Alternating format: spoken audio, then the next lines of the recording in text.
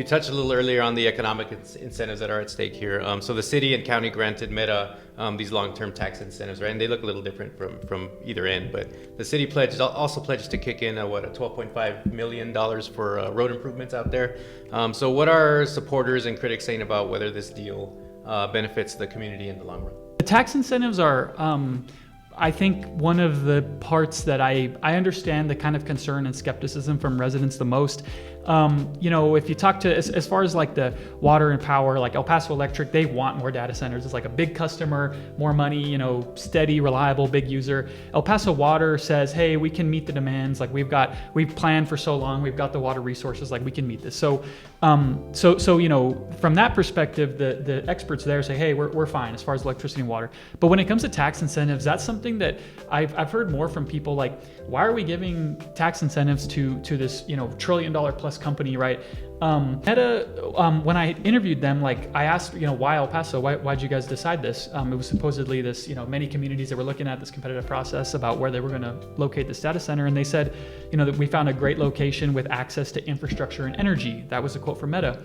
I think in my mind, in the minds of others, it's like, the most important thing for a data center is having utilities available, electricity, water, as well as land.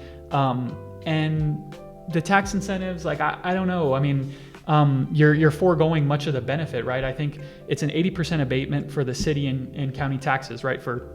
I think the city's deal is 35 years and I think the county's is 15 years. So it's many years of Meta just paying a slim share of the taxes that it would typically pay to the city and county. Supporters of Meta point out that Meta is not getting a tax break on the taxes it has to pay for example, the Isleta School District, El Paso Community College, the hospital taxes for, that fund University Medical Center. So those entities will get the full tax benefit of this $1.5 billion investment. So that's a plus. And I think the overarching picture in the minds of the economic development people at the city and county is like, we want to attract more private enterprise here, more commercial operations to pay taxes, and ideally in the long run maybe reduce the burden that residential taxpayers have to pay, homeowners like yourself. I'm not personally a homeowner, but I know the property taxes are something you hear people say are too high all the time. And so the thinking is like, over time, if we have more businesses and commercial entities paying taxes, then that's less of the share that residents have to pay. But on the flip side, like, okay, that wouldn't happen for decades, right? Because they're